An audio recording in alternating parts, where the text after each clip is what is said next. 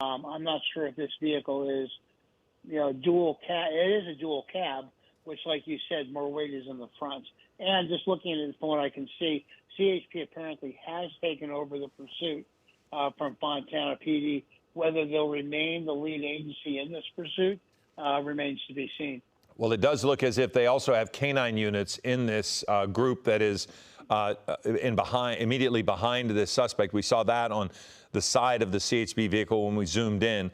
But again, this person seems to be leaving himself with some room and not getting boxed in too much. He's at least being cautious as he breaks the law, driving into oncoming traffic and all. So it's not as if it's as reckless as we've seen it. Again, this suspect now kind of coming to a stop. But again, notice what I mean, Bruce. He's leaving himself space between the cars in front, and that's another example of what we've talked about, waving his arms out the window. So this person, while erratic, I don't want to say not dangerous, but like, for instance, right there. But we do have a suspect who's not quite as dangerous as some of them that we have seen. Yeah, that's correct. I mean, yes, is he breaking rules of the road? Yes, he's driving on the wrong side, yes. But the speeds, they do pick up, but they're not that dangerous with the flow of traffic that we're seeing right now. As he continues, he does have some wide open roadway. It does. The idea of driving under the influence comes to mind as I see this hand out the window, just kind of waving and almost air surfing at times. So how does that factor in? I mean, if the person is able to maintain control of the vehicle, I suppose that is a good sign. But, if a person is driving under the influence with that kind of vehicle, does that encourage more of an opportunity to be aggressive with a pit maneuver? It could. Once again, they take into various factors into account in this. The fact that he's waving his hands out of the window, he seems agitated. Is he under the influence? Possibly, and that's going to cause some issues at the terminus of the pursuit, whether he follows the officer's commands or not. For sure. And now we're again in downtown Los Angeles. You see the streets here from Air 7, Olympic and Orme, and actually it's now moved on into Boyle Heights. But the thing about it is that he's staying off of the freeways, which this afternoon the freeways have been remarkably difficult to use. The 5 freeway was a tough spot. 110. 405, all of the north and south traveling freeways have been horrible because of what happened on the 405. So I don't know if that factored in with this person not really being able to maneuver at the speed with which he wanted to. So he got off of the freeway. Who knows? But he went through an intersection there, and it looked, Bruce, like the oncoming traffic had the right of way. So they had to stop. Yeah, and, the fact that when he's waving out of the vehicle, it's almost like he's telling people, get out of my way. It's more of that than an agitated manner, I think. Well, and, again, we know that you can't get into the mind of the person, but it does seem as if he's giving room between him and other cars. But CHP also seems to be not pressuring too much right behind him. So we don't even see them in the picture right here. But that doesn't mean, you can clearly see they've got multiple units behind him. But, Bruce, they're not really pressing the issue at this point, it doesn't appear. Yeah, there's two schools of thought on this. You can get right up on the suspect vehicle and, as you say, pressuring him to do certain things, or it's cause him to react to your reaction. Or you can kind of lay back, keep it under observation, hoping that he doesn't drive like a bat out of hell, so for lack of better words, in the wrong side of the road at high speeds, endangering a lot of people. So that seems like the tactic that they've taken. However, they do move up on the vehicle as vehicle time and distance becomes better for them. Well, as I noticed, he drove through another intersection there into oncoming traffic. So clearly, thankfully, I suppose that the pace of the speed for him has given the oncoming traffic an opportunity to see him coming, seeing the officers coming, and people have really yielded the right-of-way to this person, because we saw people actually move over to the shoulder to oncoming traffic. So that was a good sign, I guess, if there is one, with how this suspect is trying to get away from police. Again, we're covering this live here on our streaming channel. This suspect, we believe, started in Fontana. The initial calls from CHP were that this is a carjacking. We do not see anybody in the vehicle other than the suspect driver here. But we're getting kind of an idea when we pull back like this, and you can see when he runs into traffic, he is willing to move into oncoming traffic. He will drive into those turn lanes to get around intersections like this. But we've also seen him come through intersections where other vehicles had the right of way, and they stopped, thankfully, avoiding a collision that could have been, really catastrophic for the people involved, because this is while it is not, it doesn't look to be a dually, it is a heavy-duty truck. It's got a lot of weight in the front end, and powerful vehicle if it were to run into somebody against traffic. So that is a really worrisome thing here, Bruce, when you see the way this guy is driving, because if somebody were to hit him or he were to hit someone, it's a heavy vehicle. Yeah, and the fact that it's a possible carjacking suspect, so you're looking at a high-grade felony. So they're not going to back off and let this guy get away.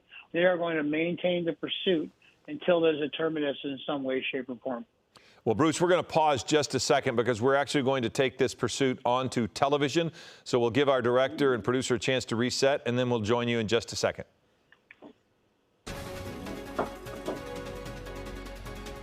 Welcome. We have breaking news.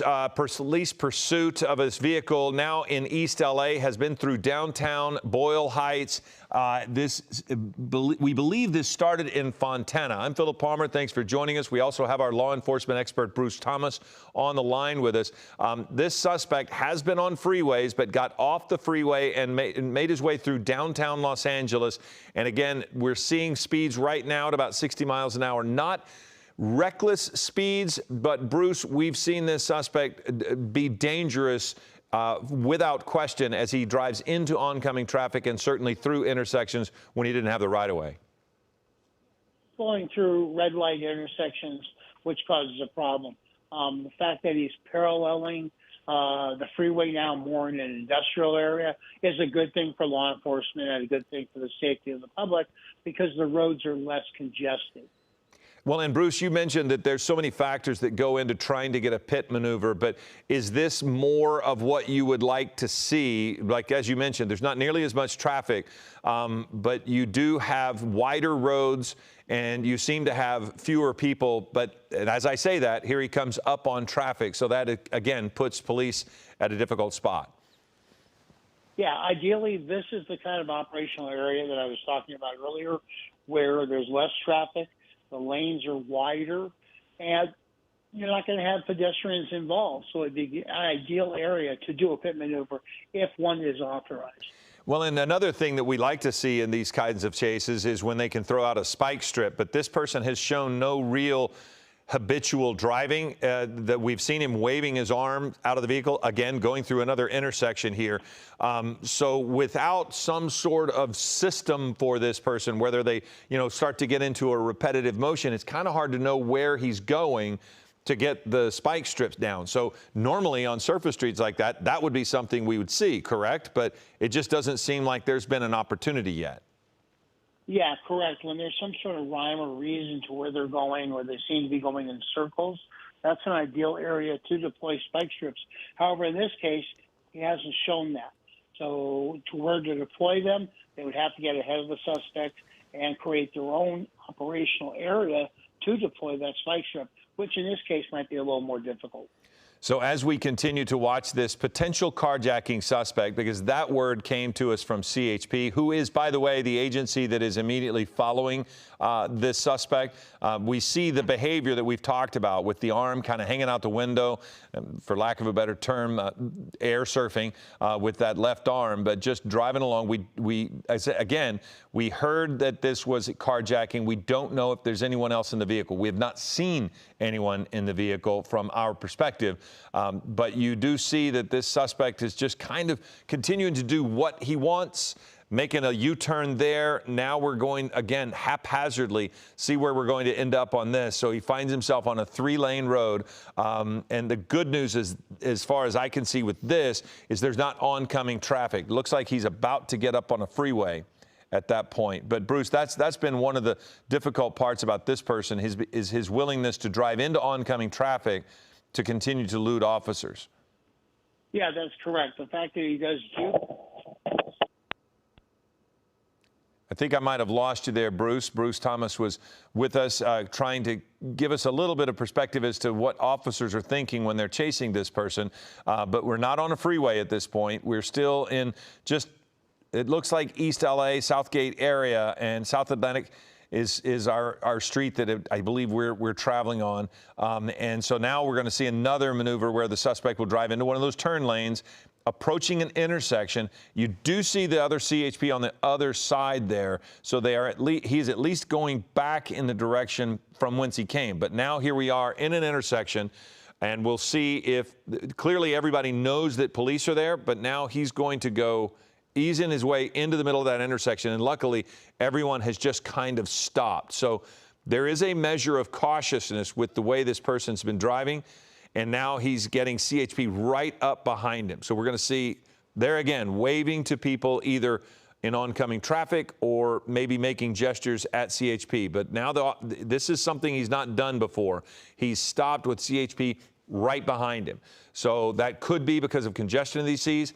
Now he's picking up again. And so now we see this suspect going into an intersection where he's going to go right through that intersection and continuing on. But again, if Bruce is back with us, this again is what we were talking about, Bruce, where when he's been in these types of situations, that's when he's putting other people at risk because he's been driving into oncoming traffic, going through these intersections. So that's when this guy gets to be really dangerous. Yeah, that's correct. With the advent of technology, my AirPod fell out and we were disconnected. But we're back. But, yeah, when he does pick up speed, that creates a little more issues for CHP. The other thing, too, is CHP going to hand this off to LAPD or to sheriffs on service streets or maintain the pursuit? I mean, it is a carjacking suspect. This is a guy you want to go to jail.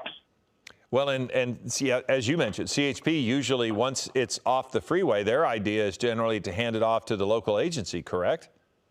Yeah, that's correct. I'm kind of surprised they're staying on the service streets of the LA area for a pursuit. Typically, Fontana PD was the lead agency in this and had it, so I was surprised that they were able to hand it off to CHP. But it may be just been too much of a drain on Fontana PD's resources. Well, now we see some officers there on the sideline. It looked like, yeah, they threw the spike strip down. So he is at least going now in an area where they kind of knew where he was. So that spike strip, it looked like it missed, but he saw it. So he steered around it. Now he's picking up speed again, driving in that turn lane, both for the oncoming traffic and his own traffic. So again, that seemed to put him in a different state of mind, blowing through an intersection here now. The one good thing is that so many of these officers behind him, most of the people that are driving in this area are going to at least see or hear officers. And we have seen a lot of traffic yield to him. Now we're going to have another situation where, okay, see that vehicle gave way. Now we've got back into another turn lane. So here we go again, driving through downtown or East LA, I should say, with no signs of stopping for this person. On to, yeah, I thought he was going up on a sidewalk there, Bruce. Yeah, that's what I was going to talk about. But yeah, it seems like he's maybe gotten a little more reckless in his driving while being pursued. Well, yeah, for sure. And we saw one of the things that you talked about with why they don't do the pit maneuver in this situation. There were several people standing in the crosswalk waiting to go across the street, and this suspect came by. So the CHP or whoever is the agency that might pick this up, if they do hand it off, they're going to be very cautious about that part because everywhere he's driven so far, it's very congested with vehicles. But also, at 118, you've got people that are still out for lunch, still walking around. So that, too, is something that officers have to take into consideration. Yeah, they do have to keep that, as you say, in consideration with the pedestrian population in the area. Schools may be getting out earlier or on recess. Well, if with any luck, many of the schools have taken a break for summer. So but then that puts more kids out and about for the summer months. So school has in graduation season, so a lot of schools are shutting down. But again, you're just going to have more kids out and about in that circumstance. So here we are again. This pursuit for us began probably about a half an hour ago is when we first got over it with Air 7, and then we picked it up on our streaming channel right at 1 o'clock. And now, so for about the past 20 minutes, this suspect has been just driving through generally the same area. Currently, Whittier and McBride is what Air 7 has given us, but he goes through these intersections so quickly that sometimes that's not keeping up. But our speeds have not been reckless speeds. I think, if anything, Bruce, what we're worried about is the way his behavior changes whenever officers try to get more engaged. Right now, they're kind of following back, but we did see the spike strip go out. That was a moment where he really sped up, tried to get away. And then, of course, this right now is what we worry about when he tries to start passing traffic. So that too, again, so many of these things have to be factored in, right? Yeah, that's correct. Any pursuit, there's multiple things that are going on. The observation of the suspect and what they're doing, the observation of pedestrian traffic and vehicular traffic in the area. So they have to take into account all those factors as they still maintain the pursuit of the suspect. So, again, we have been following this for a moment. It appears as if this is a carjacking. It probably began in Fontana, is basically what we're assuming. CHP followed it for a while. Fontana maintained their pursuit of this person, and then now it does appear as if CHP is back behind this vehicle with their canine units, even though they're not on the freeway. This person is not on the freeway. So we don't know necessarily why that is. Maybe it could be the distance traveled on the freeway.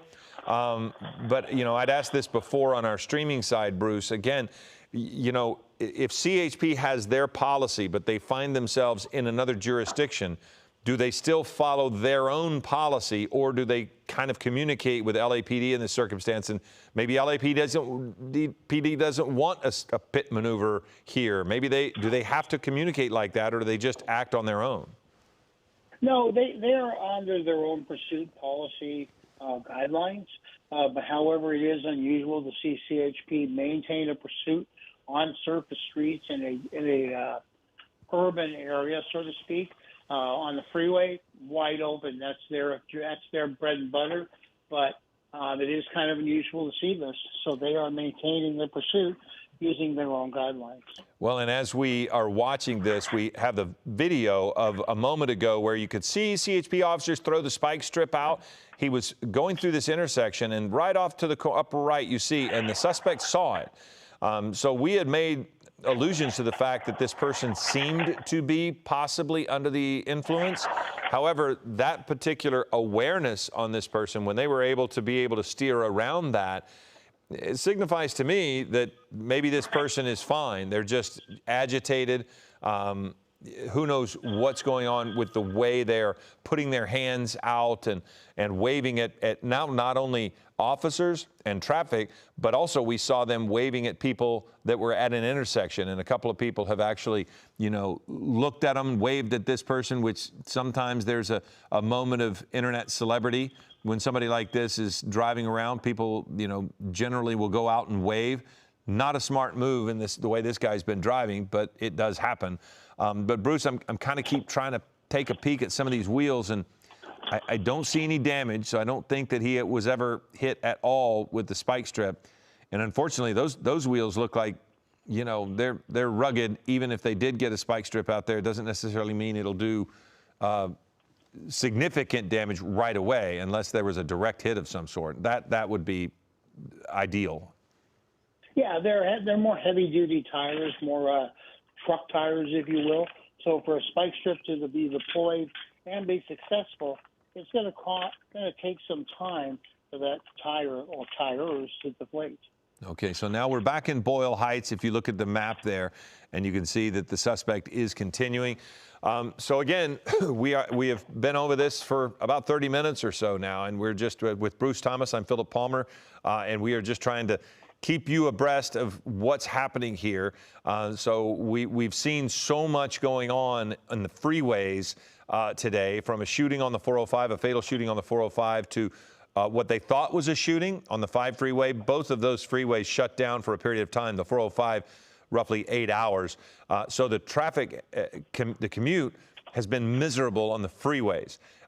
This person was on the 10 freeway for a time, and that would have just continued to make it even worse. But then they got off the freeways, and for the most part, has spent the time in Boyle Heights, East LA. There's no real pattern yet, but at least he's staying in that area. So with any luck, we might be able to see a spike strip get down. But that was interesting, Bruce, to watch that CHP officer slide off to the right like that. That was a bit of an active move on their part. Yeah, it seems like the area that they're in, I think they're over the Boyle Heights area. Some of the streets are a little wider that he's staying on, so that gives the ability for them to use the sidewalk for cover and concealment, and then throw out the spike strip or tack strip into the lane of traffic by the suspect vehicle. And, you know, I don't know, but sometimes they try to pull up beside to see inside the vehicle to see if there's somebody in there. But I would think that at this point, you probably have had an opportunity already to find out and identify if anybody's in that vehicle, right? From the law enforcement's perspective? Yeah, I think they've already seen that this is a sole occupant of the vehicle based on what their helicopters have shown and what we're seeing with the viewers. There's just one person in this vehicle at this time. Yeah, I noticed in the back there's a sledgehammer and potentially some sort of something flying around in the back, but it's hard to tell exactly what's in there. We're now on 6th Street, so this could potentially. Okay, so yeah, we're staying in the Boyle Heights area, East LA as well, but this is a new stretch of road for this particular person. We hadn't gone over the bridge at this point, but again, we're constantly around the freeway, but has not yet tried to get back up on the freeway. This is another moment of pulling over a little bit and stopping. We've seen that on occasion. Don't necessarily know if he's engaging with somebody on the sidewalk or just trying to, antagonize officers as well. But this person with a stolen truck appears to be not anywhere closer to pulling over and stopping. And like you were saying a moment ago, Bruce, these wide streets here, that's a pretty big plus on the one hand, and that it offers more operational moments, but it is difficult in the sense that there's nothing that boxes this person in. They're not stuck at all. Yeah, and as you had alluded to earlier about the size of this vehicle, it has a heavy-duty gas tank. So how much gas is in that vehicle is unknown, but it can go for a while. Yeah, generally speaking, some of these will have 2 tanks or one large one. It looks to me like there's just 1 tank in this one. But this is the kind of stuff we were talking about where Air 7 has got a great shot showing the agitation, and either that's gang signs or it's sign language. It almost looked a little bit like sign language, but 420, maybe he's given his area code there. But he's apparently it does look as if he's given a phone number or something almost. But yeah, this is the kind of behavior we were talking about. And Bruce, do you seize this moment from officers where he's just sitting there, or do you just kind of have to sit and let this play out?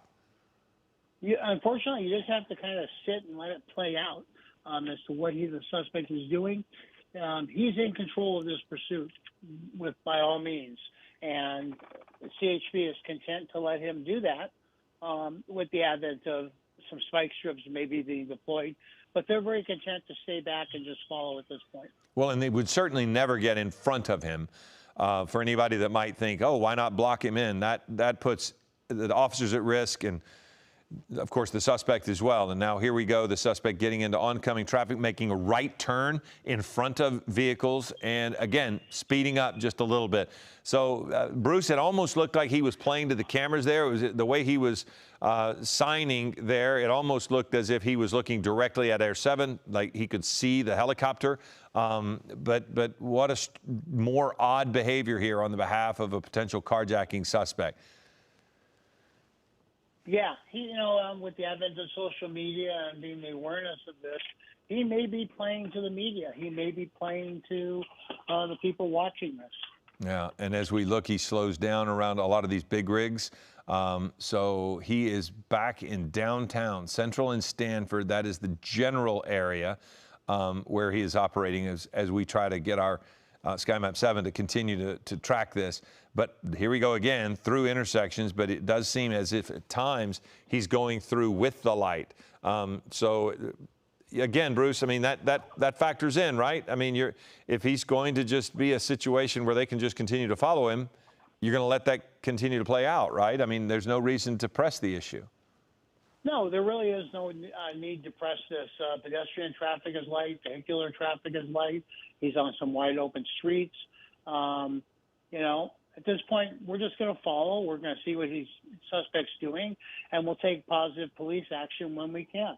So now we are in a much more narrow roadway. You see a van that has stopped there. Can't really see what's in front of Air 7 if the traffic is such that this person can't move anywhere. But there he goes into oncoming traffic with a person in the crosswalk. Now he has gone around and he's back into his proper lane. But that was maybe one of the more dangerous situations in that if a person doesn't see him coming and they're standing in the crosswalk, it puts that pedestrian at significant risk. So this is again in downtown now. He has circled back. So we've seen him go to East LA, to Boyle Heights. We've seen him on the freeway. This all began in Fontana. But here we go again into some congestion. And this is a difficult spot here. So the turn lane taken. So he just takes oncoming traffic. There's a pedestrian off to the right there of our screen. So again, they're kind of wondering what's happening. But here we have CHP right behind this guy. We're going to lose him behind the building, which we had worried about earlier when we're downtown. So we'll try to maneuver around, see if he comes out this way. But downtown traffic can really be put at risk with the way this guy is driving, because if this pit maneuver or the stoppage of this traffic happens right in the middle of downtown, then everybody's going to be stuck. But that probably would be what officers would like, is to get this guy in custody and then deal with the traffic issues later. Because right now, Bruce, he does seem to be just unwilling to stop, and he's not, while not reckless, he's certainly not being safe for the people surrounding him on the commute. Yeah, that's correct. He has shown a lot of disregard for public safety when driving on the wrong side of the road, increasing his speed. But at this point, we are content, they are content, to just follow behind him and see what he does. Okay, now here we are. You can see the people on the sidewalk, and some of them smartly stepping away from the curb. There's a person in a chair off there to the right. So this suspect has now gathered the attention of some of the people. You see those pylons there, try to keep people from staying in the bike lane. So this person is in downtown, which, as anyone who's ever driven down there knows, it can be a bit of a challenge. And so here you have people who are at the light, stopped at the light, but now the person is stuck behind them. So now they are at risk. They'll see the police officers behind them, so in all likelihood, they'll probably yield. But this is a problem. I mean, he's starting to get himself into positions, because he's in downtown, where he's unable to continue his flight. And that's not necessarily a good thing, right? You don't want this person pinned in. You'd rather them just stop and give up. Yeah, that's correct. I mean, we've talked about before on the air about when you have emergency vehicles pull to the right and get out of the problem. But in this case, the problem is just working its way up to them very quickly, and they're boxed in. They have nowhere to go. Well, it does appear as if when he pulls over and stops, he's talking to bystanders, which, he's from elsewhere, it seems. He's, this began in Fontana, so I'm not sure that he's, with sometimes, Bruce, we see these suspects go in a neighborhood where they're familiar, and they will talk with people they might know, but I don't think that's the case in this, since it started in Fontana. But he continues to flash the hand signals there. Still unknown what that is, but there for a moment it did look like sign language, but it also could be gang signs. So is there any way that officers will know this, what he's doing? Yeah, Philip, that's a great question. I mean, is he throwing gang signs? Is he trying to communicate with somebody who may be watching this on TV or streaming it? Or is he, looking as a hearing impaired individual looking for help? And if that's the case, that can create a whole other issue for law enforcement. That does make sense. I hadn't even thought about that he's, maybe trying to communicate with someone through this. But that's interesting. Look at the cars going around him. Just regular commuters with all that police activity, he stops and they just drive around, which, Bruce, here's your moment. You can tell people what they should be doing when they see that many police officers in a possible pursuit. It's not, you don't drive around it, I'm assuming. No, we just did a story on this last week, and if you're involved in something like that, pull to the right of the road. Stop your vehicle. Let the problem or the pursuit or the emergency vehicles go around you. Don't become part of the problem. And maybe they are trying to get out of the danger zone, so to speak, or maybe they're just oblivious to what's going on. Very, very possible, but it's hard to imagine that you're oblivious when you see that many police officers. So you do see a bit of items in the back of that truck that are sliding around. We haven't seen anything fall out. He hasn't thrown anything out of the vehicle, but this is what we have seen a lot of, just anxiousness, hand signals to the people either who are in those cars heading the other direction. Maybe he's possibly, pointing at the direction of the officers as well. But clearly, this is new behavior as he just eases his way through this intersection. It's almost, at some point, Bill, doesn't fatigue set in for the driver as well? Do officers kind of count on that for him to just get tired of running around? That'd be a nice answer to a question. However, in this case, I don't think the driver is even in that realm of possibility. However, with the CHP, they are tactically trained to hand off to other CHP agency stations in the area. But in this case, they don't have any because they're in downtown L.A. So in order for them to get resources, they're going to have to ask for them, and that's going to take time for those stations to deliver them. Well, you would think LAPD would be getting involved in this in downtown. There's another turn there, but again, staying in the proper lane until he starts easing across right there, and that's for unknown reason why he would not want to stay in the regular car lanes, but he is continuing to use the turn lane and blowing through a stop sign there. So clearly the number of traffic violations are many for this suspect, who is also potentially wanted for carjacking this vehicle in the first place. So, I mean, Bruce, I've always kind of wondered when there's a situation like this where there's multiple traffic violations, multiple laws broken, do they just charge the one for the fleeing, or do they pile them up and somebody's looking at this tape going, well, there's running a stop sign, there's one? I mean, how does that work when you look at all of the different traffic violations that have happened? Yeah, great question. And I was just going to talk about that. What they do is they go back and re-rack the video footage of the pursuit. Most agencies have a headquarters bureau or information bureau that records any law enforcement related stories. So what they do is they go back and look and say, oh, he ran the red light at 6th and Alameda. He ran the red light at 4th and Alameda. So they pile those on, so to speak, as violations. Not necessarily criminal, but they are infractional, which could result in this person, if they have a license, losing that license or being charged with reckless driving. Well, and if we look now, driving again into oncoming traffic, we had an issue there just a moment ago when we were losing this vehicle behind some buildings, but now again going under freeways, on surface streets near the highways, but not lately being on any of the highways. So this person is generally in downtown, sometimes East LA, sometimes Boyle Heights, but wherever he has gone, he's shown many of the same choices of action, like this right here, going around a vehicle and then without much warning, just taking off down the street. We did see him drive into oncoming traffic at one point. The good news in that circumstance, as in many of the others that we have seen, the innocents who are near this person either are aware or hear it or something, and they have yielded the right of way in many cases. And that's what you want, right, Bruce? I mean, we don't want anybody trying to block him in, box him in. You just yield and get out of the way.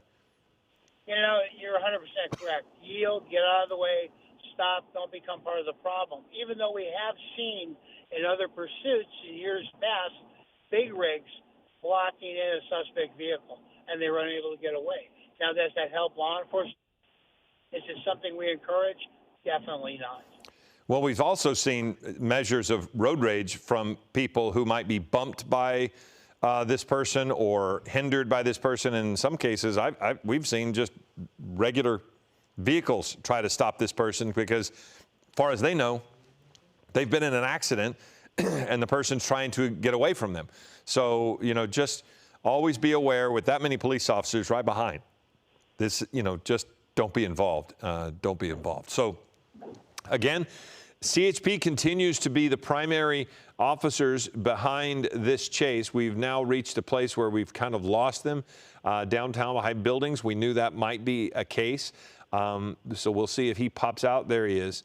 I do believe he's been through this section before. We're looking at it from a different angle, but that bus over there looked familiar. So this is said to be Central City East.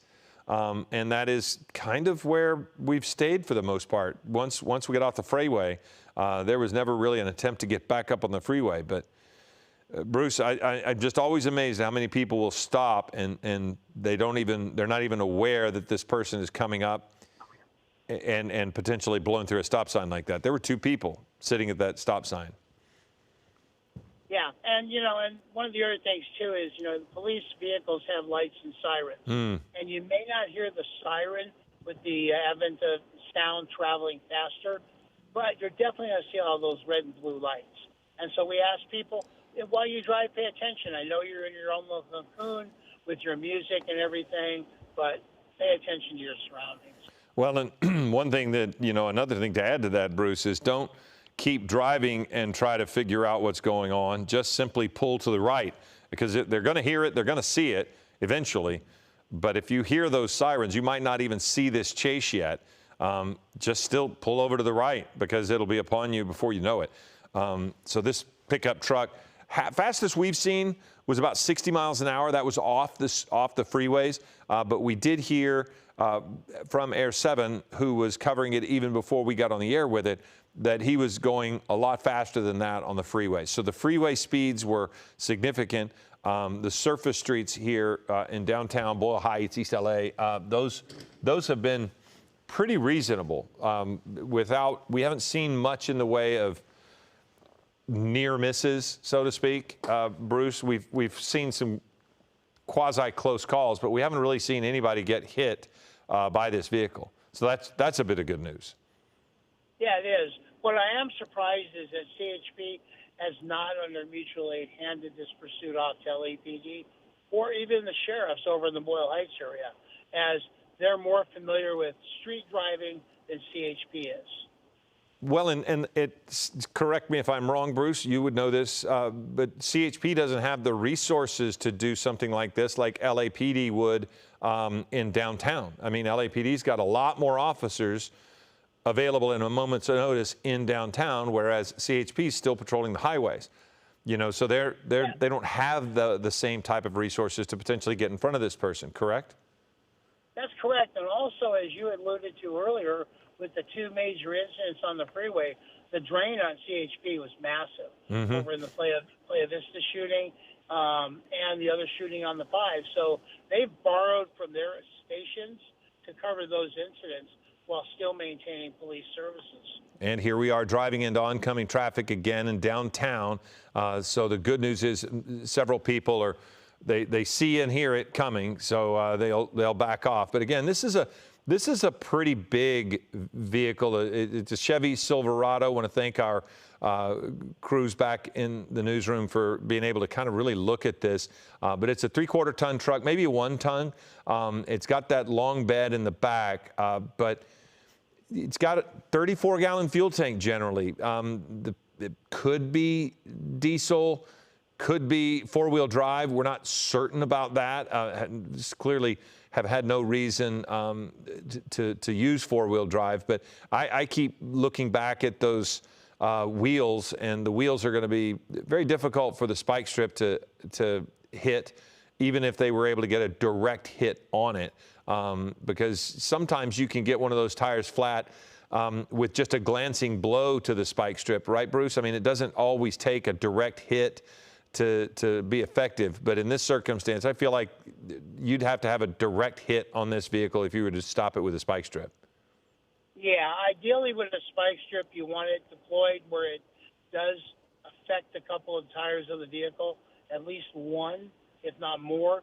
With the little, I'll call them straws inside, or pitons, they puncture the tire and then slowly let the air out as they're hollow. But to have it deployed, it's got to be almost a perfect hit.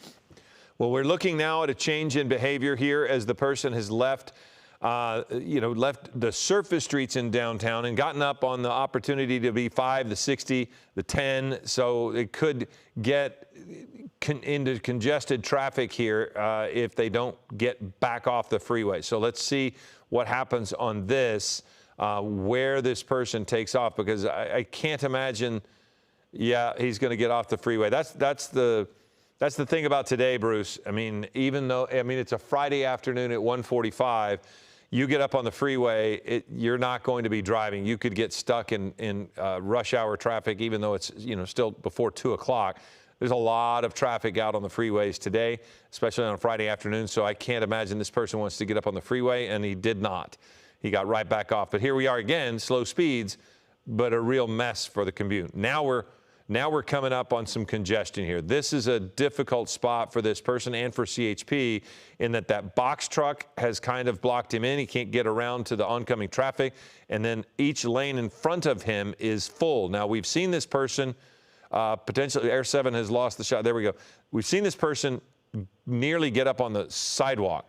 So that would have been something I was concerned about there in the moment. But here's a left turn across a couple of lanes, and now here we are again right next to a vehicle. And many times this person has almost tried to talk to people, but now back on the move again, finding some open space in front of him. So that was a situation there, Bruce, where I thought that something might happen. It just seemed like the congestion might work in the favor of CHP.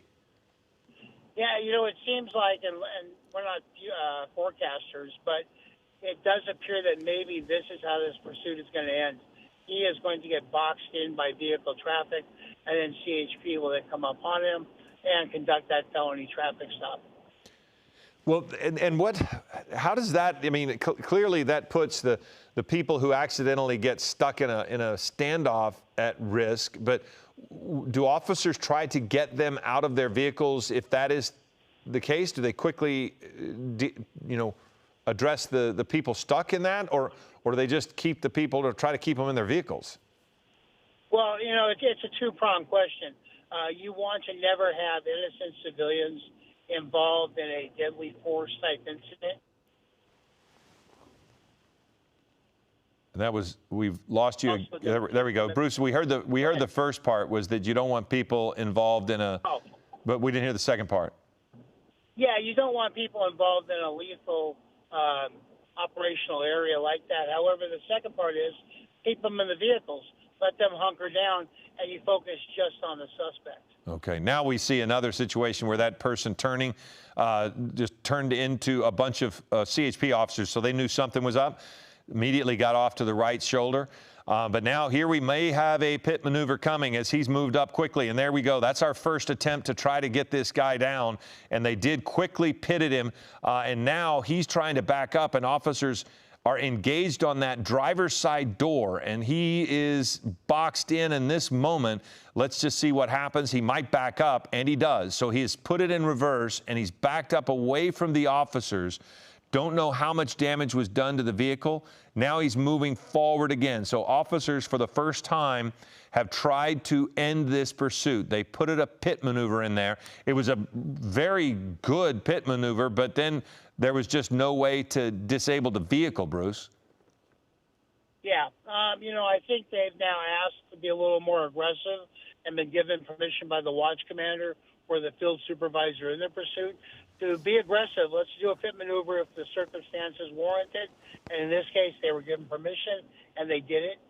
Unfortunately, it was not effective. Now, in some circumstances, the damage to the vehicle from the pit maneuver could work in officers' favor. There is a lot of damage to the back tailgate there. Do you try to go back at that spot? I mean, maybe cause damage to the axle at some point, or do you just fall back into follow mode and just see what happens here? Yeah, good question. Typically, the pit maneuvers are done on the driver's side of the suspect vehicle. That's just because you can spin it and then still maintain control of your police vehicle. However, in this case, by causing that much damage, that fender, that tailgate, maybe could wrap up into the tires or the transmission of the vehicle, rendering it not drivable. So it could have worked out to their advantage, maybe. Yeah, there is significant damage, but again, it's just to the bed of the truck, so it's going to be surface damage. The person probably most disappointed in that move was the owner of the vehicle, because this truck was comes back as a carjacking. And so someone has likely stolen this vehicle, so somebody's vehicle is now damaged. There are times, Bruce, the wobble of the vehicle, I can't really tell if it's the surface of the road or if it's the way the person's driving, or if maybe there's damage further on to the vehicle, because it doesn't seem to always be smoothly progressing through this chase. I mean, there's times where it does seem like he's bumping along a little bit. Yeah, we've noticed that during this pursuit. He does seem to be wobbling.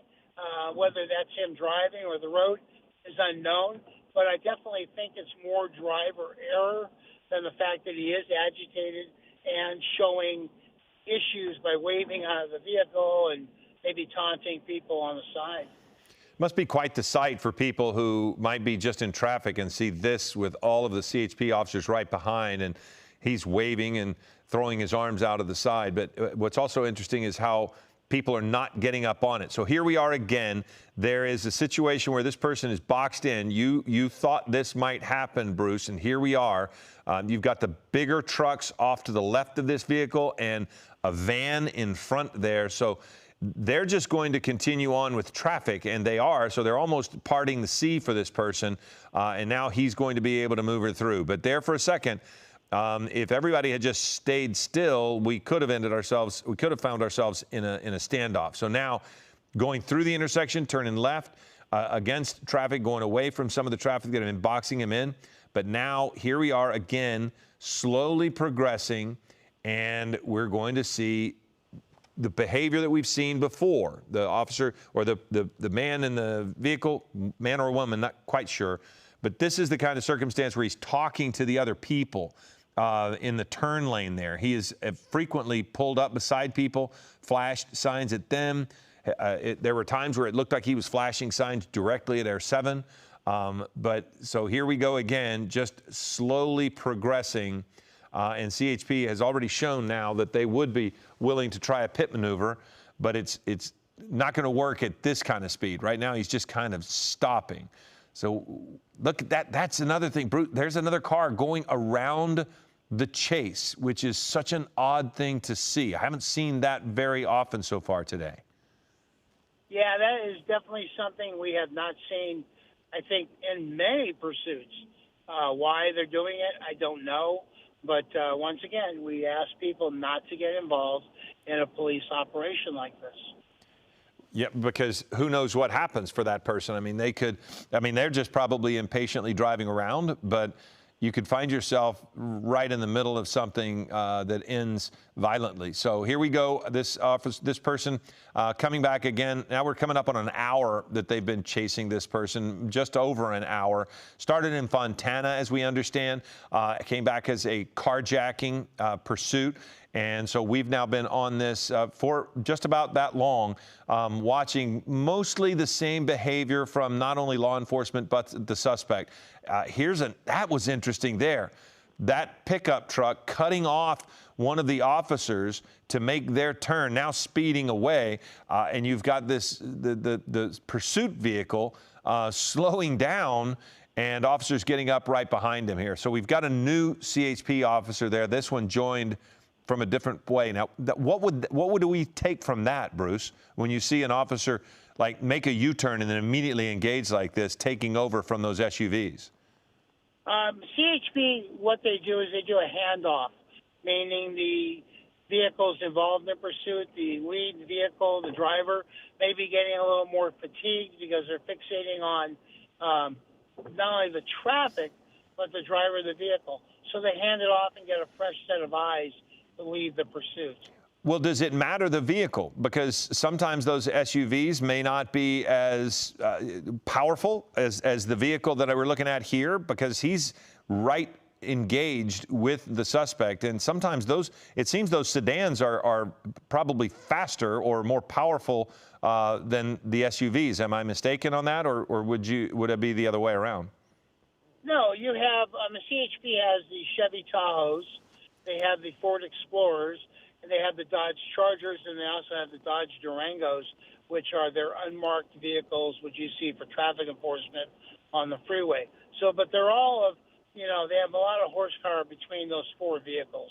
So they're definitely not losing anything in that pursuit. Okay, we're now looking like we are on Highway 60, State Route 60 there. So now we have left surface streets in downtown and we were back up on a freeway. But just a moment ago, we saw a pit maneuver that you'll see right here on the right-hand side of the screen. And for a moment, it looked like they had an opportunity, but there was never anyone to restrict his driving going backwards. So right after that perfect pit maneuver, the person came to a stop, and you could almost tell that was going to happen. He put it in reverse, backed away from officers, and was able to navigate around. And so once he got around from there, he eventually worked his way back onto the freeway. So now looks like we're on the freeway in the Boyle Heights area. So this is the 5 that we're on, if anybody, Larry, our director. Okay, so it's in the 101. So we're right at that intersection of the 5 and the 101 in downtown. So here we are. The suspect is going to get in a lot of traffic. And so the CHP has not backed off. They've not ever gone into surveillance mode that we've seen. And they've got that sedan that just switched off. They had the handoff that Bruce was talking about. So we'll see if anything changes as far as CHP's behavior. But the suspect here is really getting caught up in some congestion on the freeway, much more so than he did on the surface streets. Surface streets, he was just driving through intersections, continuing to drive around. But now that you're on the freeway, there's really nowhere to go unless you just get off of the freeway again. So there's it's tougher to get around traffic, because especially in this section of the freeway, there's no left shoulder to use to get around traffic, because you're stuck right up against that retaining wall. But then on the right, he could potentially get back off the freeway, use the right shoulder to a degree to get away. But Bruce, at times, this person doesn't even look like he's trying to get away. He's just driving. Yeah, at this point, he's just very content to drive. Whether he knows where he's going is a whole other question. But it just seems like he's just driving and following the streets. Now, do the opportunities to do pit change on the freeway with this many cars, or are you just back to following at this point? Yeah, the pit maneuvers on freeways are really hard to do just because of the speed of the vehicles involved. However, when they're on surface streets, that's more ideal for the pit maneuver. Yeah, it just seemed like there was a gap there where there wasn't anybody in front of him, and he wasn't going at a high rate of speed. And just once they've shown that they'll try it once, you didn't know if they were going to do it, because that's the CHP officer wants to stay right behind him, it looks like. I mean, he accelerates anytime that there's any kind of gap. Is there a purpose to that as well? No, CHP is going to get up on the vehicle at times and then back off at times also. They're just very content to follow this guy. The other thing, too, which usually when you have a carjacking, it's an armed crime. However, in this case, their posture leads me to believe that the suspect is not armed. However, you don't really know that until you know it. Yeah, I guess a carjacking can be a technical term. I mean, it could have been where somebody had just left their door open, he jumped in and took off from a gas station or something like that. Would that be qualified as a carjacking, or does it require a violent act to make it a carjacking? No, that you're 100% correct on that. The fact that they may have just parked it, left it running at a gas station, and this guy, local transient maybe, who knows, just comes upon it, jumps in, takes off, and hey, this guy just stole my car. Okay, so and the reason I even bring that up is because we're getting word from CHP that that's how this came back, was a carjacking, but we don't know anything else about it. And I liked your point that his behavior and CHP's behavior as well doesn't give you the impression that they believe this person is armed. Now, they're armed with a vehicle, so that too is a weapon, but the behavior by officers would be different, wouldn't it, if they thought he had a weapon? Yeah, at the terminus of the pursuit, the fact that he is armed would lead them to handle this in a totally different manner. The fact that maybe if they know he's unarmed, they may have to just go upon the vehicle and just swarm it. Okay. So there are different tactics that may take place. We are covering a police pursuit of a stolen vehicle. This is Eyewitness special coverage for Eyewitness News at 11 a.m., but we're extending now until 2 o'clock. So thank you for joining us as we cover this to try to keep you posted as to where this person is. We've had such an issue with freeway difficulties today. We just wanted to make sure that you know what's going on our freeways. Again, this is the 5, and so the 5 has had its problems already today, but the pit maneuver happened just a few moments ago in downtown. This person has been on the 10 freeway, got off the 10 freeway and was in downtown East LA, Boyle Heights, and this maneuver right here was on 8th and Boyle, and the officers almost were able to end this chase. You can see the damage in the truck bed there on the live image, which is on the left. That came from that pit maneuver. We have not seen this person hit anybody. There's been no damage to anyone else that we've seen. It could have happened at its initial stages. We don't know about that. But this person continues to try to get away from officers. The speeds have not been incredible, but at times the acceleration is what has been the danger factor for people around, as officers did try to throw down a spike strip.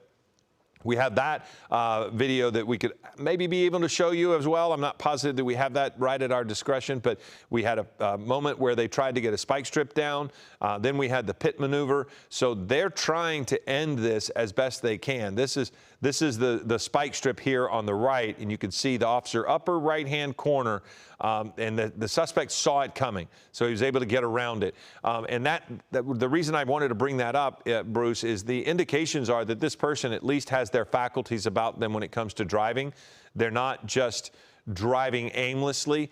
They may not know where they're going, but they at least are aware of what's going on around them, because they've been able to elude a pit maneuver that was pretty effective, and they also were able to drive around that spike strip when the officers got a chance to throw it down. In that manner of talking like that, sometimes, the old saying, he's as crazy as a fox. Well, in this case, he was very aware of what was going on and was able to avoid that spike strip. So now here we are continuing to see the man waving, and he's on the freeway. So it looks as if now we're on 710 southbound. So this could really end up going a long way southbound before he's going to run out of freeway. And there's a couple of different opportunities to get on different freeways if he's heading the 710 south.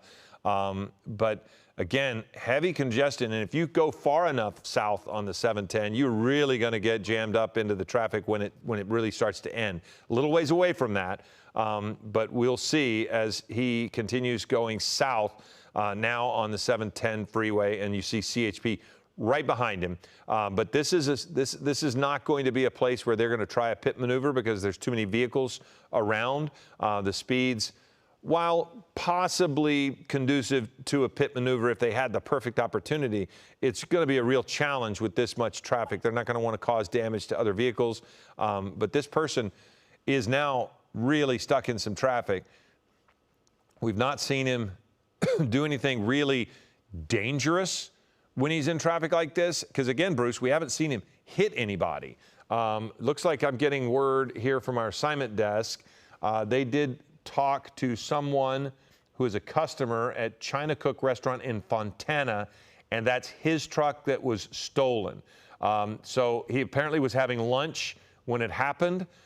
So therein is the kind of rub that we were talking about a moment ago with how was this carjacking happen? Well, if this is what happened, the customer at China Cook Restaurant in Fontana, his truck just was stolen while he was having lunch. So in a manner of speaking, Bruce, that's kind of good to hear in that no one was injured even in the stealing of the vehicle. Yeah, that's great news to hear. It also lends me to believe, based on what we were talking about, that the suspect is not armed and that they're going to have to use some way, shape, or force to take this person into custody when they finally get him stopped. And is this person of right mind? Right. And so now, again, we see that it's almost so many times as if that sedan and the CHP is just kind of poking up to get a look, just to see what's happening, to see what opportunity might arise. But yeah, if this was just a crime of convenience where somebody was just looking to go on a joyride, that's not necessarily good news for the conclusion of this chase, because that means that the person is not really trying to get away from anything. They're just out driving the vehicle, which, by the way, what are the charges when it comes to something like that, Bruce? I mean, if people think this type of chase is always a felony, but sometimes if it's just a joyride and nobody gets hurt, the charges in the mind of many can be somewhat minimal. Yeah, great question. I mean, ideally, there was a law passed that if you're, it looks like maybe I thought they were going to do a pit maneuver. But it's supposed to be a 2-year mandatory prison sentence for this type of thing in a vehicle pursuit. However, people are not serving that, especially at the advent of COVID and things like that. So all you really have is taking the vehicle without the owner's permission, which is a misdemeanor crime punishable by maximum a year in jail and a $10,000 fine. And failure to yield. But again, you're not going to, those don't necessarily pile up on top of each other, meaning more prison time, correct? That's just potentially more fines and more problems for the person maybe trying to clear their record. Yeah, that's 100% correct. I mean, so you have those fines which add up to dollars, whether we, the general public, or the court will see the dollar amounts.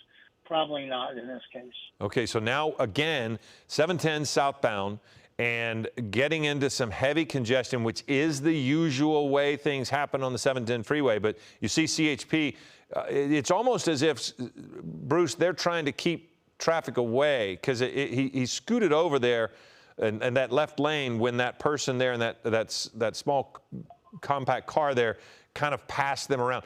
Does CHP do anything to try to maintain traffic behind this chase? Do they, with that many vehicles, are they trying to keep people back? If they were going to try to keep the other uninvolved vehicles back, maybe that is to create an operational area down the road that they can deploy spike strips. However, in this case, with traffic being the way it is, Friday, we're getting into rush hour, I don't think they're going to be able to do that. I think it's just a matter of maybe keeping themselves safe and the general public safe also. Yeah, it'd be really difficult to put spike strips down, even if you were on the other side of the freeway, because there's so many cars coming. But I suppose, you know, it is a possibility, right? I mean, or you could also hit your own vehicle, your own CHP vehicle, if you throw it out and he completely misses it. Yeah, you're 100% right on that. Plus, the other side of the freeway, you have vehicles going at a high rated speed. They're going to have to create a safety zone for that officer and his officer's vehicle in order to deploy that spike strip over the freeway. On a side note, years ago, when I was with a major agency, I deployed a spike strip and got 2 vehicles of another agency chasing an armed suspect. Which is not necessarily what you want to have happen. No, they were a little too close. Even though they heard the deployment, they were a little zealous and trying to catch the suspect. So here we are now getting a little more open space for the vehicle that officers are chasing. Again, this vehicle comes back as a stolen truck from Fontana. Apparently, the victim in this was just having lunch when the vehicle was stolen. So it does appear as if this was probably a crime of convenience. Maybe the vehicle's keys were left in there and this person just jumped in and took off driving.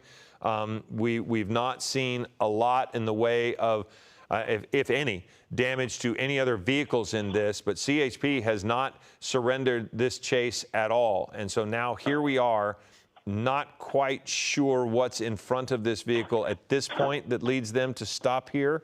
But they did slow down. You do see some traffic in front of them. So not sure if that's the source of why this person's slowing down, but that's been the behavior that we've seen. The person will slow down to stop whenever there's congestion in front, and then is able to really kind of pick a way around any kind of congestion that would block him in. But we've seen him go through intersections, seen him drive in oncoming traffic to escape officers when we were downtown LA. But now back up on the freeway, heading southbound on the 710, there's a lot more just general congestion. But this is about as fast as this person has traveled in this particular chase, in the 50s. But early on, before we came on the air with this, we did see this vehicle driving pretty erratically and pretty high rates of speed on the freeway. So this is not too bad. We've not seen a lot of unnecessary lane changes. This person has generally stayed in their lane and will only switch lanes to maneuver around traffic. But that's kind of good news, I suppose, Bruce. You don't want to see somebody putting other lives at risk with incredible reckless driving. Yeah, that's the most dangerous thing in a pursuit is, trying to keep the general public safe in addition to apprehending the suspect. We don't want to force the suspect to do anything crazy. However, we have seen pursuits where they will drive over 100 miles an hour, but that's on them. But we as law enforcement officers don't want to endanger the public or the suspect in this case or additional law enforcement officers. So we're seeing on the 710 freeway here, I mean, at this point we're in Southgate, East LA, but if you're just looking at the 710, obviously you know we're heading in the direction of Long Beach, but he would still have the 105 in front of him, possibly even the 91. So both of those freeways are are in front of him. The 105 would be what's next if he continues to go southbound. You get on the 105, generally speaking, that's a more wide open freeway, but without knowing exactly, I guess we're just Florence Avenue. So we're still a little bit away from the potential of getting there. So again, as we're just kind of watching this to see where this person's going to end up, you've got Bell Gardens also in front there, but again, we're not probably going to get into any of those cities unless he gets off. But all of those cities in front, Bruce, are going to know this is happening, right? So if he were to, let's say, get off in Bell Garden or Bell or maybe even in Huntington Park or Downey, something like that, as he heads south on the 710, they're all going to be aware that this is happening, right? Yeah, that's correct. Under mutual aid, they're listening to the radio frequencies from CHP as they're putting out and broadcasting the direction, travel of this pursuit, what roads they're on. So they're monitoring it, and if they get into their area, they may become involved, depending if their watch commander allows them to do that. But if we can just back up for a second, though, Philip, what we saw was CHP doing a handoff on the freeway. Fresh vehicles, fresh eyes took over the pursuit from those other vehicles. Yep, it's exactly what you had said before, that fresh eyes. And you got to think, Bruce, I mean, you've done this before. How long can you travel behind somebody with this type of intensity before you do get exhausted? The one thing that's nice about this on a freeway, the fatigue factor is less. You have the secondary vehicle calling the pursuit, meaning the front vehicle or lead vehicle is focused on the vehicle itself and where they're going. The secondary vehicle or second vehicle in the pursuit is calling it, saying, hey, we are northbound, southbound 710 approaching Firestone. Direction of travel, lane number 2. So that takes a lot of stress and pressure off that lead vehicle. Well, now we are really starting to get almost. I'm trying to just check and see. So that's the set. We're looking at Florence there for sure. Firestone. Just kind of getting nearer to Downey. So should be coming up on the 105 before too very much longer. But if he goes past the 105 and down to the 91, he's really going to start to getting into northern Long Beach traffic, which will probably get a lot more busy. But at this point, we're about to have Chris Christie and another helicopter with us, so we'll be able to kind of get another voice on this as far as what's in front of this person and what he's looking at. But again, so far it has just been borderline joyride for this person. And Chris Christie is now available. Bruce, stick with us if you would, because we're going to want to talk to you again. But Chris, we see that little SUV passing a chase vehicle here. So we see that it's not a super high rate of speed, but it's still been a bit dangerous watching this guy in and out of traffic. Yeah, you're right, Philip, and I missed how that SUV got on there or involved in this pursuit, because there's a very clear traffic break behind that pickup truck. You have about 5 CHP units and that traffic break preventing anybody from getting in there, but he might have gotten on at one of the entrance ramps. In any event, we are now getting our first eyes on this, or my first eyes. I know you guys have been following it for quite a while. CHP also preparing to hand this off to the next CHP office as well. So a bit of a transition as this pursuit goes on to almost hour number 2, I believe. You might know exactly what time it started, Phil, but he is cruising down the 710 freeway at about 55 miles per hour, not breaking any speed records. The vehicle completely capable at this point. The driving has been erratic at times.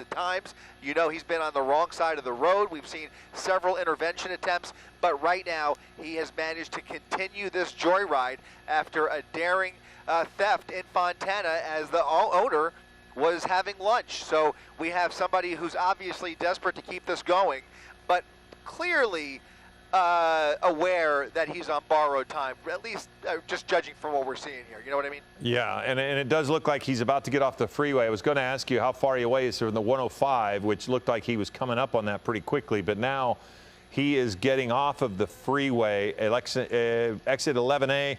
I saw that Martin Luther King Boulevard. Is that where he is? That'd be Hollydale, possibly, or Linwood? I believe it will put him on Hollydale, but this is one of those weird transitions. It's the second to last. It's the second to last exit right before the 105 interchange. He may live to regret it, because there is a little bit of street traffic ahead of him here, as you can see. Well, we'll show you up ahead. He's going to make a turn here. That'll put him on to MLK. But had he kept going on the 710 freeway under the 105, the 105 is actually all jammed up. He would have had plenty of room to play with on the 710 freeway. Really nothing in his way if he really wanted to continue the fun. But now he's on surface streets, obviously a much riskier endeavor, a much more dangerous situation for everybody involved as he makes his way through the red light here. CHP navigating that intersection with him. You see them now getting a little more aggressive right on his tail as he comes down to a crawl. Maybe he got off the freeway because he's thinking of giving up. The one thing I think we're unaware of is how much fuel is in this pickup truck, although it would have been nice if we heard from I know we just spoke to the owner of the vehicle. I'm not sure if they gave us that information, but again, whether this is a diesel or regular gas pickup truck, he could be on borrowed time. That might be why he's looking for a place to either give up or potentially foot bail from the vehicle. But he's certainly now crawling about 30 miles per hour down right road just off of MLK, just north of the 105 freeway, and just to the west of the 710 freeway in a very heavily industrial area. You can see him now deciding to stop for this particular stop sign. He has been far from a model driver by any means, but choosing this stop sign to pause at, and now you see a full contingent of CHP cruisers ready to execute a felony stop if he decides that this is the time to give it up. Well, and as we look at this, I mean, this is he is now in a completely different place than he's been all the time. because there are a lot less in the way of traffic to bother CHP and whatever they want to do. So as you mentioned, if it wanted to keep going, he would have been better served staying on the freeway. But now underneath the freeway, but if you notice, wider streets, nothing in the way of cars, this could be a situation where if he starts to pick up speed at all, they might try a pit maneuver. But we do know that this particular vehicle has a 34-gallon tank. Again, as you mentioned, we don't know if the driver had a full tank when he took off from Fontana. But clearly he had enough fuel to drive around at this point. So this is, if Bruce is still with us, Bruce, this starts to look like an area that you mentioned, operational opportunity here, because this is different than what we've been watching. Yeah, that's correct. We're in a residential area, and with mixed use, that is very void of vehicle traffic, pedestrian traffic, and the streets are wide open. This would be an ideal area to do a pit maneuver, considering also the suspect's speed. But does he have to be going? He has to be going faster than this, right, to get a pit maneuver? Ideally, if he's only traveling, 10 to 15, 20 miles an hour, you can do that. If you don't want to pit at a higher rate and lose control, all you want to do is spin the vehicle out so the rear tires lose traction, and then the police officers in their vehicle will gun their motor to keep that vehicle from gaining traction again and control. What a sight it must be for that little car that pulled off to the side there, because they see all of these CHP officers right behind him. Chris, we might be approaching a dead end here, huh? And then we're going to potentially be in a standoff.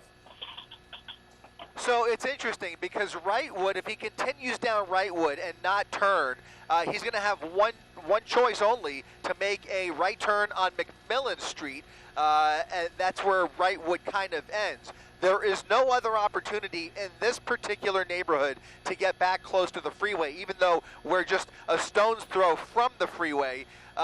He does not have good access to the freeway. If he continues down this path, I reckon that a spike strip might be a valuable tool here, but then you don't know if he makes a random turn like this. You might have set up at the wrong street. Pit maneuver, I don't know if Bruce agrees. It seems like slightly narrow streets for a pit, a lot of parked cars, potential for collateral damage here.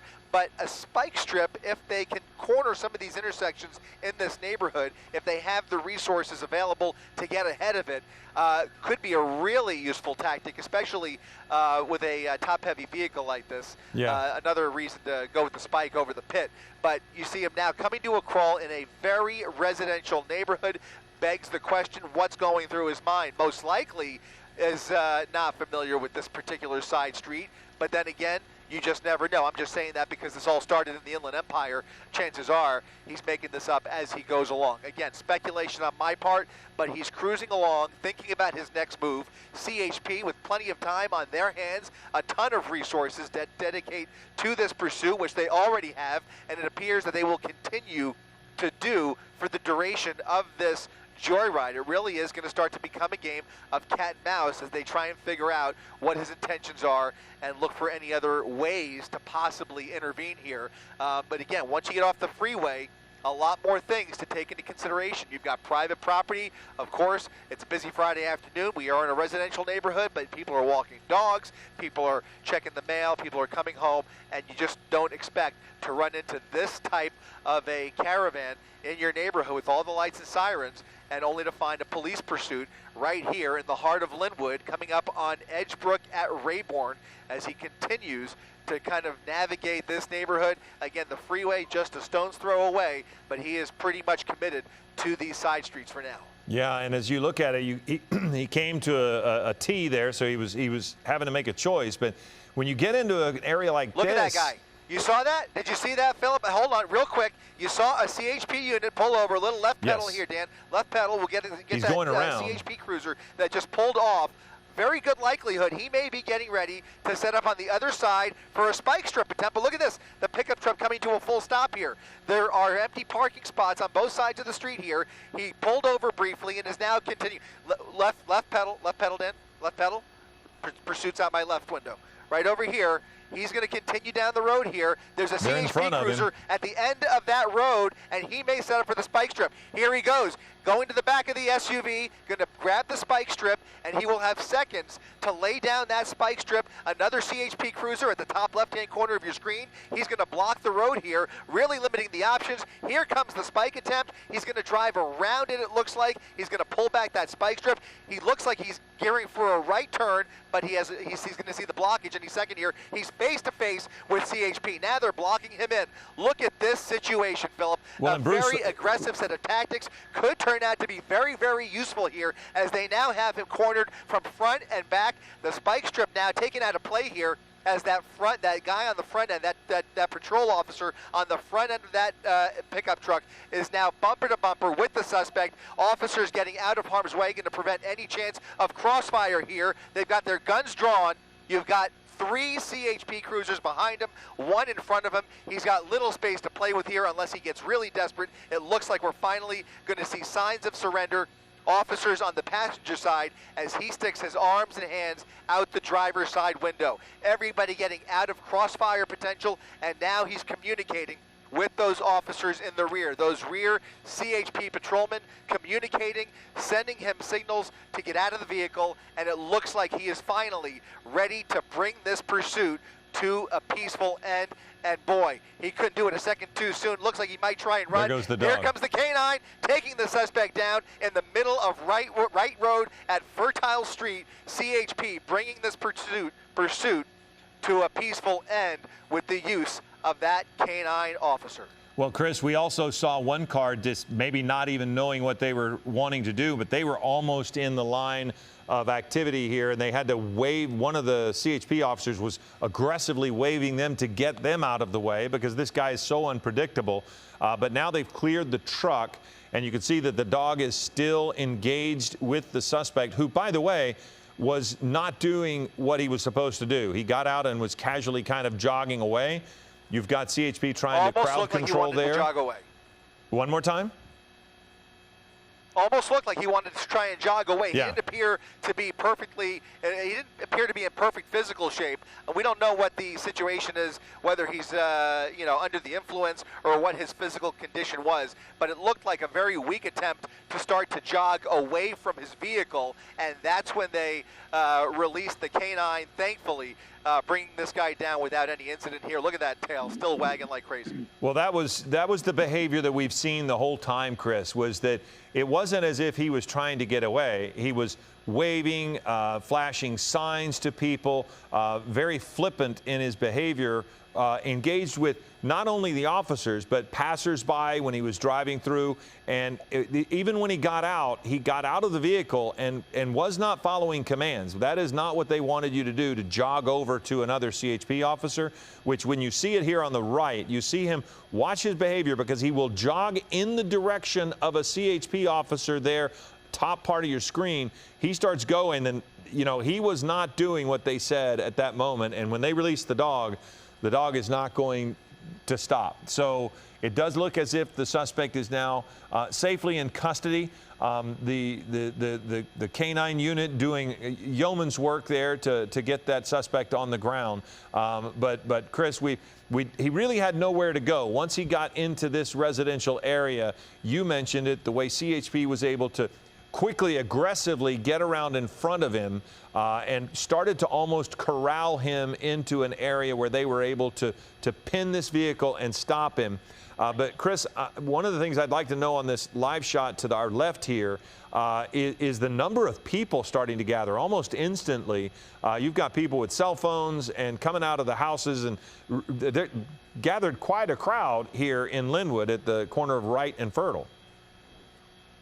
Oh, you've got that right, Philip. Another sign of the times here. When these things take off, the whole neighborhood is paying attention as these chases often make their way through the county, through our area. Yeah. Everybody is aware of what's coming down the road, what's coming through their neighborhood with all of the breaking news alerts, all of the breaking news apps, abc7.com being the very best one, by the way. But you can see them ready to pull their phones out and start posting away. These things go viral, and the whole neighborhood is getting getting a shot right now. Well, Chris, if I can interrupt real quick to talk to Bruce Thomas, who's still standing by. Very quickly, Bruce, we're about a minute and a half left. Why would they be putting the sheet in the back of the CHP officer? Is it possible due to bleeding with the dog, or is it some other reason?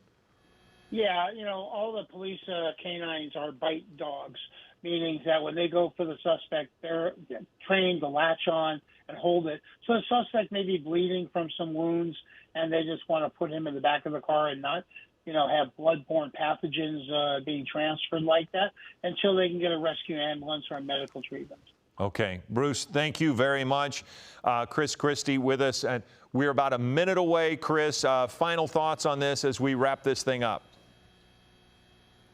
Just remarkable to see the end there as they set up for that spike strip, Philip. We don't often get that perspective, and it was really quick thinking by those two officers to get around, get out of the pursuit temporarily, try and cut him off at the end of the intersection, cornering him into a position where he really had nowhere to go. Whether he hit the spike strip or not, he was going down right here in this neighborhood, and it sure looks like they have been very successful in bringing this to a peaceful resolution. Okay, Chris, thank you very much. That's going to wrap up this coverage, this special coverage of a police pursuit, which started as a carjacking in Fontana where the owner of the vehicle was having lunch, and this person got into the truck, drove away, and after about an hour and a half, we now have a conclusion to this. CHP officers stopping this person in Linwood, the K-9 unit taking the suspect down. So any more updates on this, we will, of course, have for you on Eyewitness News at 3 o'clock, as well as the updates on all of the other activity that has gone on our local freeways that truly affected traffic today. I'm Philip Palmer. Thanks for joining us.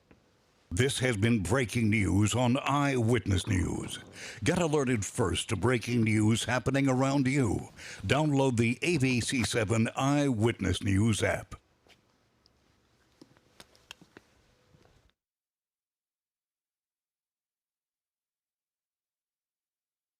This has been breaking news on Eyewitness News.